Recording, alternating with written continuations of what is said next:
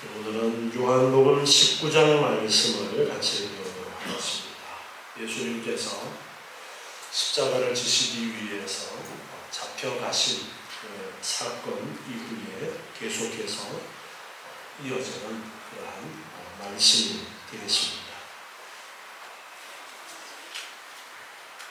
세상 앞에 한없이 무기력한 모습으로 예수님은 지금 신문을 받으시고 고초를 당하시는 그러한 모습을 보게 됩니다. 그가 과연 창조주 하나님이실까라는 그러한 의문이 생기는 그러한 장면입니다. 정말 그리스도 메시아가 맞는 것일까라는 그러한 의문을 가지게 합니다. 그러나 우리는 진실을 바로 알아야 합니다. 한없이 나약한 것처럼 보여도 그것까지도 하나님의 계획하심의 과정 가운데 있었다라는 것을 우리는 이 예수님께서 고난당하시는 이 말씀을 보면서 생각해 보아야 될 그러한 부분입니다. 19장 1절에 보니까 이에 빌라도가 예수를 데려다가 채찍질했다라고 기록하고 있습니다. 빌라도는 예수님에게서 어떤 죄를 찾지 못해서 그냥 놓아주려는 그러한 마음이 있었습니다. 그런데 유대 백성들은 제사장을 중심으로 해서 사람들을 충동해서 예수님을 죽이고 바라바라는 강도를 풀어주라라고 소리를 지르게 됩니다. 이러한 상황 속에서 빌라도는 예수님을 데려다가 채찍질을 하게 됩니다. 채찍질을 해서 이제 사형을 대신해서 채찍질만 하고 놓아줄까라는 그러한 생각을 가지고 있었는지는 모르겠습니다. 그러나 그것은 빌라도의 나약하고 야비한 그러한 모습입니다. 죄가 없다면 그냥 풀어주어야지 채찍질을 해서 풀어놓을까라는 그러한 생각을 했다라는 것이 자기가 가지고 있는 권력으로 백성들의 환심만 사려는 그러한 생각을 가지고 있었던 것입니다. 로마의 법에 의하면은 재판을 통하지 않고 이렇게 채찍질을 가해서는 안 되는 것이었습니다. 그러나 그가 가진 권력을 휘둘러서 그냥 채찍질만 하고 예수님을 놓아줄까라는 그러한 얄팍한 생각을 가지고 있었던 것 같습니다. 이 채찍질은 로마의 형법에 의하면 외국인들이나 종들에게 주어지는 형벌입니다. 로마인에게는 함부로 채찍질을 할 수가 없었습니다. 이 형벌을 가할 때는 죄수를 벌거벗겨서 기둥 같은 데 메어놓고 채찍으로 마구 때리는 것입니다. 예수님을 채찍질했던 당시의 채찍은 가죽으로 만들어지고 그리고 그 끝에는 쇠 덩어리나 목 같은 그러한 것이 박혀 있어서 그걸로 채찍질할 때에 몸에 휘감기고 잡아당기면 살점이 떨어져 나오는 그런 무시무시한 그런 채찍이었습니다. 그런데 그런 채찍질을 하고서 그냥 놓아줄까라는 그러한 생각을 빌라도는 가지고 있었던 것 같습니다. 그런데 예수님께서는 복음서를 보면은 채찍질을 2번 당하신 것으로 그렇게 기록되어지고 있습니다. 지금 재판의 과정을 거치기 전에 채찍 맞으신 것이 한 번 있었고 그리고 뒤에 가서 다시 백성들이 십자가에 못 박게 하라라고 했을 때에 십자가에 못 박기 전에 다시 한번 채찍질하는 그러한 기록을 다른 복음서에서 볼 수가 있습니다. 그래서 2번씩이나 이 무시무시한 채찍질을 당했던 그러한 예수님이었습니다. 그런데 이사야 53장 5절에 보면은 저가 채찍에 맞음으로 우리가 나음을 입었도다라는 이러한 예수님께서 고난당하실 것에 대한 예언의 말씀이 있는 부분에서 예수님이 채찍에 맞으시는 부분에 대한 예언이 있습니다. 이 예언의 말씀대로 그 말씀이 이루어지는 그러한 과정을 거치도록 예수님께서는 빌라도에 야비한 그러한 권력 남용에 의한 채찍질을 2번씩이나 당하게 되었던 것입니다. 채찍을 맞다가 십자가 형틀에 매달리지도 못하고 죽는 경우들도 있었다고 합니다. 예수님은 2번씩이나 이렇게 채찍질을 당하셨기 때문에 십자가를 지고 골고다 언덕으로 올라가실 때에 힘이 없을 수밖에 없었습니다. 그래서 몇 걸음 가시다가 쓰러지시고 몇 걸음 가시다가 쓰러지시고 그렇게 될 수밖에 없었던 것입니다.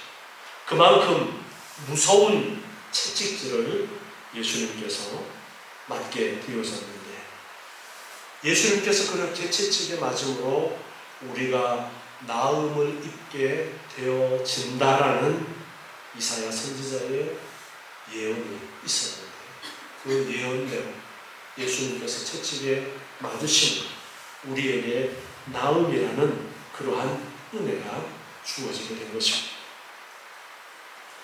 이 모든 과정이 하나님께서 우리를 구원하시려는 그러한 구속의 은혜의 과정들입니다. 2절에 보니까 군병들이 가시고 면류관을 엮어서 그의 머리에 씌우고 자색옷을 입히고 앞에 와서 가로되 유대인의 왕이여 평안할지어다 하며 손바닥으로 때렸다라고 기록하고 있습니다. 가시고 면류관을 엮었다. 왕이라고 하니까 야, 너 왕이면 왕에 어울리는 면류관이 있어야 되지 않겠느냐라면서 가시를 엮어서 머리에 씌웠습니다.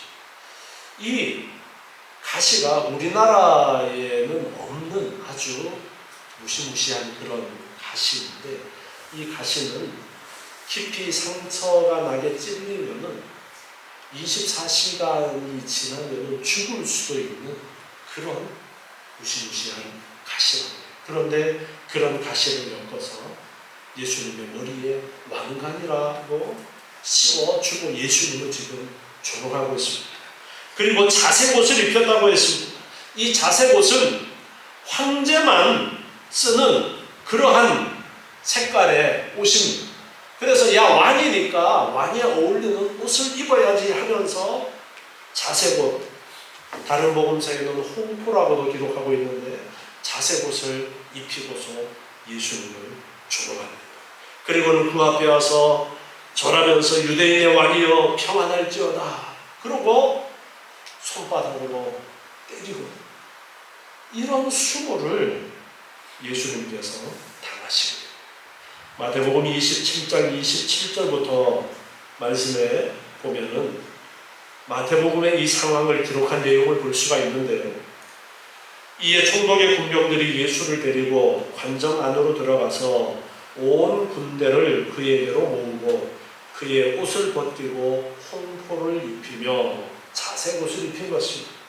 가시 면류관을 엮어 그 머리에 씌우고 갈대를 그 오른손에 들리고 그 앞에서 무릎을 꿇고 희롱하며 유대인의 왕이여 평안할지어다 그렇게 했습니다. 갈대를 손에 들린 것은 왕이 호를 잡고 있는 그것 대신에 갈대를 예수님의 손에 들리고서는 왕이라고 조롱을 하고 있는 것입니다. 그에게 침뱉고 갈대를 빼앗아 그의 머리를 치거라. 희롱을 다한 후 홍포를 벗기고 도로 그의 옷을 입혀 십자가에 못 박으려고 끌고 나가니라. 이사야 53장 5절 말씀을 다시 한번 살펴보면요, 그가 찔림은 우리의 허물을 인하며 그가 상함은 우리의 죄악을 인함이라. 그가 징계를 받음으로 우리가 평화를 누리고 그가 채찍에 맞음으로 우리가 나음을 입었도다. 이렇게 예수님의 고난당하심에 대한 예언의 말씀이 있었습니다. 그 예언처럼 가시에 찔리고 온갖 수모를 다 겪으시게 되었던 예수님이었습니다. 군사들이 야, 너 왕이니까 왕에 어울리게 왕관도 쓰고 옷도 입고 홀도 들고, 그런데 와서 그 갈대를 들어서 예수님을 때리고 뺨을 때리고, 정말 말로 표현할 수 없는 그러한 수모를 예수님, 하나님이신 분, 메시아께서 그런 수모를 당하셨던 것입니다. 요한복음 19장 4절에 보니까 빌라도가 다시 밖에 나가서 말합니다. 보라, 이 사람을 데리고 너희에게 나오나니 이는 내가 그에게서 아무 죄도 찾지 못한 것을 너희로 알게 하려 함이로다 하더라. 빌라도는 매맞아 비참한 상태인 예수님을 유대인들에게 구경거리로 보여줍니다. 4절에 보라라는 말이 있고 5절에도 보라라는 단어가 있습니다.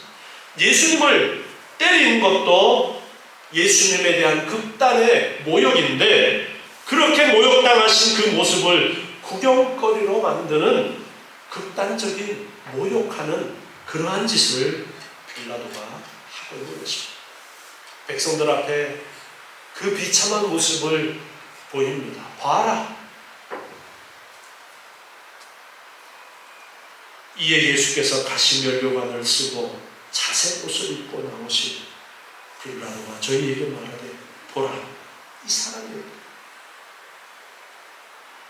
가시관을 쓰고 자색 옷을 입고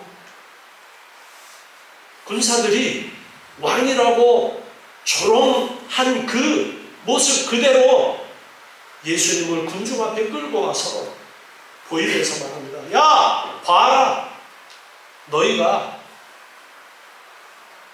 데리고 온 왕이라고 고소한 이 사람을 봐라.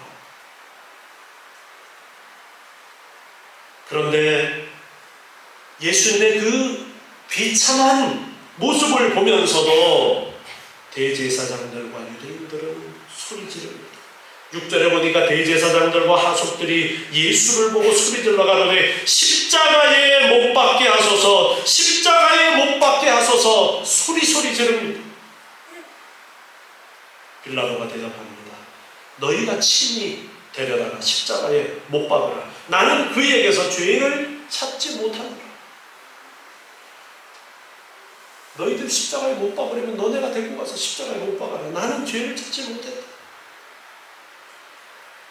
유대인들이 대답합니다.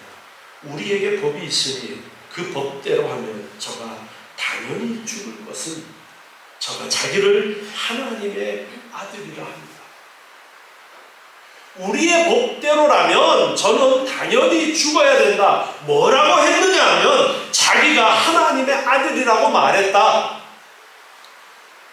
그렇게 말하면서 십자가에 못 박으라고, 죽이라고 소리를 지르고 있습니다. 로마의 식민지를 다스리던 총독은 우선적으로는 로마법을 기준으로 범죄자들을 재판을 해서 처벌을 했습니다. 그리고 부차적으로는 자신이 다스리고 있는 지역의 자치법을 어긴 자에 대해서도 그로 인해서 그 지역의 민심이 동요되고 안전이 깨뜨려지는 경우에는 처벌할 책임이 있었습니다.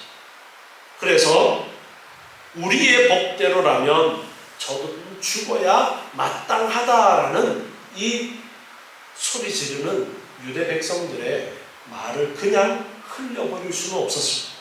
그런데 그들의 입에서 나온 말이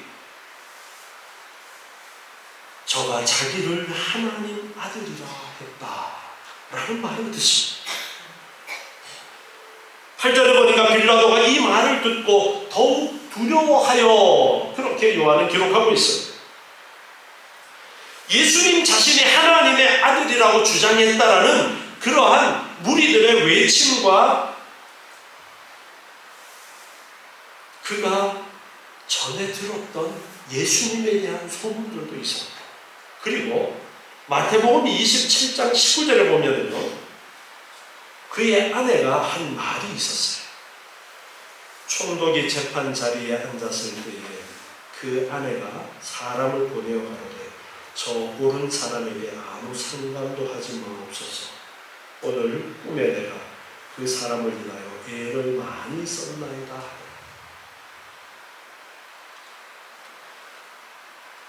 예수님에 대한 소문도 들었는데 유대인들이 예수님을 고소하는 죄목이 저가 하나님의 아들이라고 말한다, 우리 법에 의하면 죽어 마땅하다라는 그 말을 들었을 때에 빌라도가 흔들림이 있었다라는 거예요. 두려워했다라는 거예요. 야, 정말 하나님의 아들이면 어떡하지라는 그러한 생각을 한 번쯤은 하게 되었다. 그래서 다시 9절에 보니까 관정에 들어가서 예수께 말합니다. 너는 어디로 서냐? 도대체 너의 존재가 어떻게 존재하게 되어진 것이냐? 어디 출신이냐? 그 근원을 묻고 있어. 그런데 예수님이 대답해 주지 아니하셨다라고 기록하고 있습니다. 침묵하시는 예수님의 태도는 이사야 53장 7절에 잠잠한 양같이 그 입을 열지 아니하였도다라는 예수님의 고난당하시는 모습에 대한 예언의 성취라고 보여집니다. 그리고 앞에서 이미 요한복음 18장 36절과 37절에서 자신의 정체성에 대해서 여러 번 설명해 주었습니다. 그럼에도 불구하고 지금 빌라도가 다시 묻고 있기 때문에 예수님께서는 굳이 자신을 변호해서 무죄 판결을 받고자 하는 그런 의도를 갖고 계시지 않았습니다. 지금 십자가를 지는 이 길이 예수님에게 맡겨진 사명이라는 것을 너무나도 잘 알고 계셨기 때문에 굳이 빌라도에게 변명을 하거나 변호를 할 그러한 생각이 없으셨던 겁니다. 그래서 예수님은 침묵하시고 대답해 주지 아니하시고, 그랬더니 빌라도가 10절에서 말합니다. 내게 말하지 아니하느냐? 내가 너를 놓을 권세도 있고 십자가에 못 박을 권세도 있는 줄 알지 못하느냐? 예수께서 대답하십니다. 위에서 주지 아니하셨다면 나를 해할 권세가 없었으니 그러므로 나를 내게 넘겨준 자의 죄는 더 크니라. 하나님이 너에게 지금 그런 권세를 허락하셨기 때문에 너가 나를 십자가에 못 박을 수도 있고 놓아주는 그런 줄 수도 있는 권세를 가지고 있는 것이다. 그러나 너가 지금 너의 판단으로 나를 십자가에 못 박도록 내어준다면 너에게 죄가 있다라는 말씀을 예수님은 하시면서, 그러나 너에게 넘겨준 자들의 죄가 더 크다라고 그렇게 예수님 말씀하십니다. 예수님의 이 말씀을 듣고서 12절에 보니까 이러함으로 빌라도가 예수를 놓으려고 힘썼으나 유대인들이 소리질러 가로되 이 사람을 놓으면 가이사의 충신이 아니니이다. 무릇 자기를 왕이라 하는 자는 가이사를 반역하는 것입니다. 가이사는 로마의 황제를 이야기하는데, 이 예수를 놓아준다면 너는 가이사의 충신이 아니다. 자기를 왕이라고 하는 자를 놓아준다는 것은 가이사를 반역하는 자를 놓아주는 것과 같다라고 그렇게 말하면서 예수님을 십자가에 못 박으라고 계속해서 빌라도를 압박하고 있습니다. 빌라도는 이 말을 듣고서 뜨끔합니다. 야, 가이사를 대적하는 그런 사람을 놓아준다면 너도 어떻게 될지 모른다라는 그러한 이야기를 듣고서는 예수님을 끌고 나와서 13절에 보니까 박석이라는 곳에서 재판석에 앉았다라고 말하고 있습니다. 박석이라는 것은 얇은 돌을 깔아놓은 그러한 곳을 이야기합니다. 아주 잘 정비된 광장처럼 그렇게 만들어진 그러한 장소인 것 같아요. 지금 관정 안으로는 들어가지 못하고 유대인들이 밖에서 있기 때문에 바깥 부분에 그렇게 얇은 돌을 깔아서 잘 포장된 그러한 곳에 이제 재판석을 만들었던 것 같습니다. 14절에 보니까 이날은 6월절의 예비일이요 때는 제6시라고 했습니다. 6월절의 예비일이라는 것은 안식일 예비일을 이야기합니다. 6월절이 있는 안식일 예비일, 그러니까 오늘날의 요일로 따진다면 금요일이라고 그렇게 볼 수가 있겠습니다. 제6시라는 것은 로마인들의 시간으로 오늘날의 시간과 동일하게 새벽 6시를 이야기합니다. 빌라도가 유대인들에게 말합니다. 보라, 너희 왕이다. 재판석을 만들고서 백성들 앞에 예수님을 세우고 너희 왕을 보아라. 그렇게 빌라도가 말합니다. 저희가 소리 지릅니다. 없이 하소서, 없이 하소서, 저를 십자가에 못 박게 하소서. 백성들은 또 대제사장의 선동을 받고서 소리 지릅니다. 없이 하소서, 없이 하소서, 십자가에 못 박으소서. 빌라도가 말합니다. 내가 너희 왕을 십자가에 못 박으랴? 대제사장들이 대답합니다. 가이사 외에는 우리에게 왕이 없나이다. 대제사장들의 대답이에요. 가이사 외에는 우리에게 왕이 없습니다. 16절에 보니까 이에 예수를 십자가에 못 박히게 저희에게 넘겨주니라. 빌라도는 백성들의 소리 지르는 그 소리를 듣고서 죄 없다라는 것을 스스로 판단했음에도 불구하고 자신의 정치적인 그러한 영향에 문제가 있을까봐 예수님을 십자가에 못 박도록 내어줍니다. 그런데 오늘 말씀에 특별히 사도 요한이 이 빌라도의 말을 기록을 하면서 예수님을 가리키면서 보아라, 너희 왕이다, 그렇게 말하는 것을 강조하고 있습니다. 15절에도 빌라도가 내가 너희 왕을 십자가에 못 박으랴, 그렇게 묻습니다. 그런데 대제사장들이 뭐라고 대답합니까? 가이사 외에는 우리에게 왕이 없습니다.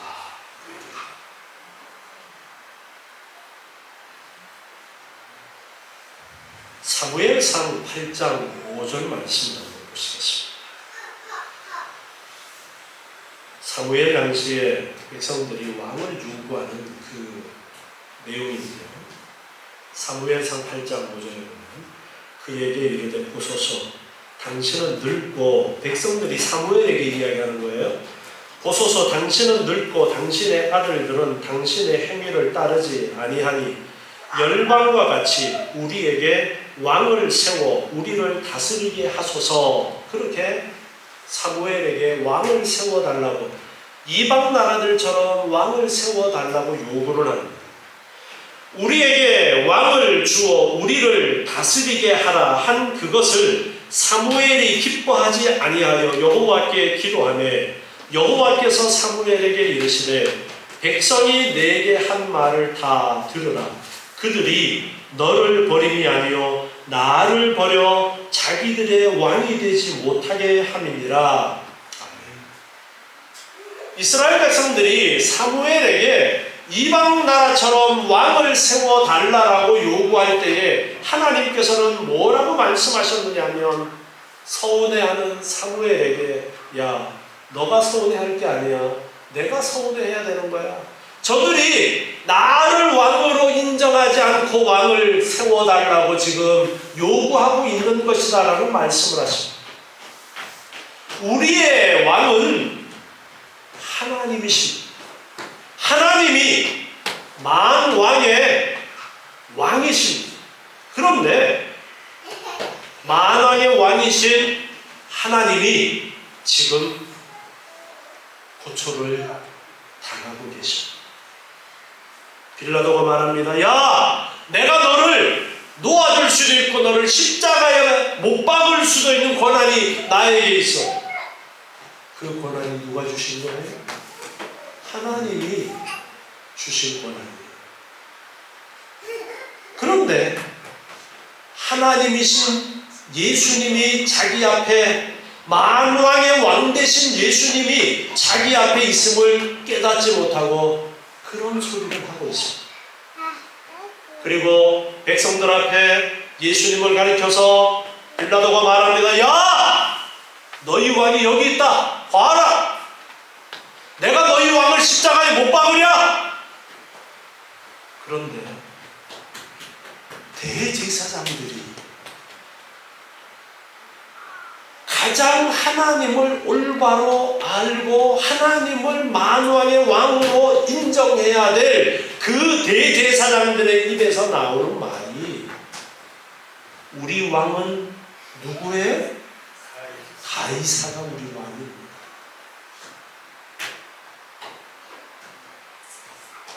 이게 지금 세상의 현실인 거예요. 타락한 인간의 현실인 겁니다. 진정한 왕이신 하나님을 올바로 알지 못하고 그 왕을 핍박하면서 왕 대신 하나님을 인정할 줄 모르는 거예요. 우리는 왕을 바로 알아야 돼요. 하나님이 왕이심을 올바로 알아야 돼요. 만왕의 왕이신 분이 영원토록 왕이 되셔서 하나님의 나라를 다스릴 그 예수님이 지금 십자가를 앞에 두고 온갖 고난을 당하시고 수고를 당하시고 계십니다. 왜요? 우리를 사랑하시고 우리를 사랑하셔서 우리를 대신해서 죄값을 치르시기 위해서 인간의 눈으로 그 자리에서 예수를 보세요.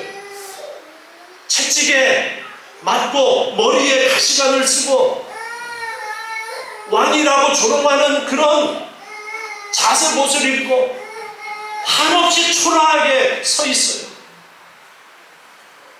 그런 모습을 보면서 여러분 섬김의 대상이라고 생각할 수 있겠어요? 여러분, 하나님은 이런 모습으로도 우리 앞에 나타나셔요. 하나님은 높고 높은 자리에서 빛난 영광 가운데 우리 앞에 나타나시기만 하시는 것이 아니라 도저히 하나님이라고 인정할 수 없는 그러한 모습으로도 우리 앞에 나타나신다는 거예요. 정말 하나님이 안 계신 것 같아. 하나님이 계시다면 이런 일이 있을 수 있어. 하나님이 계시다면 내가 하나님을 믿는데 나에게 어떻게 이런 일이 일어날 수 있어라고 생각하는 일들이 우리에게 있을 수도 있어요. 그런데 그 과정이 하나님께서 일하시는 과정인 것입니다. 하나님께서 우리를 구속하시기 위해서 일하시는 과정 가운데 예수님의 그런 고난당하시는 모습들이 있었고, 하나님께서 우리의 믿음을 새롭게 하시고 우리를 하나님의 자녀답게 하시고 영광스러운 하나님의 나라에 넉넉히 들어가도록 하시기 위해서 우리의 삶 속에 한없이 하나님은 안 계신 것 같은 그러한 순간들이 있을 수가 있습니다. 그렇다고 하나님이 안 계신 거예요? 하나님이 만왕의 왕이 아니십니까? 아닙니다. 하나님은 영원토록 만왕의 왕이시고 지금도 만물을 다스리시는 분이라는 것을 우리는 올바로 알고 인정해야 됩니다. 예수님은 한없이 초라한 모습으로 고난을 당하시고 온갖 모욕을 당하셨지만 그분이 진정 만왕의 왕으로 심판주로 다시 오시겠다고 약속하셨습니다. 우리는 그 약속을 믿고 예수를 믿는 자는 영생하리라는 그 약속의 말씀을 의지하고 오늘도 모여서 함께 예배하고 있습니다. 예수님을 만왕의 왕으로 우리가 올바로 알아야 되겠습니다. 그 하나님이 우리를 사랑하시는 그 사랑이 예수님께서 고난당하시고 십자가를 지시는 그러한 모습으로 우리에게 나타나셨다는 하나님의 그 놀라운 사랑을 올바로 아시고 하나님을 진정 왕으로 고백하고 내 삶에 어떠한 모습이 어떤 상황이 있어도 하나님이 나를 택하시고 하나님이 나를 사랑하시고 나를 하나님의 나라 백성으로 하나님의 자녀 삼으셨다라는 이 믿음에서 흔들리지 않는 여러분 되시기 바랍니다. 기도하겠습니다. 하나님 감사합니다. 오늘 주시는 귀한 말씀을 기억합니다. 주님께서 우리를 사랑하셨기 때문에 고통의 그 순간을 당하시고 우리를 구원하시는 구원의 길을 여셨음을 믿습니다. 만왕의 왕 되신 주님, 우리의 삶 속에 주님을 왕으로 인정하게 도와주시옵고 어떤 상황 속에서도 나를 사랑하시는 하나님의 사랑과 은혜를 잊어버리지 않고 실망하지 않고 좌절하지 않고 소망 가운데 기뻐하며 살아가는 저희의 삶이 되게 도와주시옵소서. 예수님의 이름으로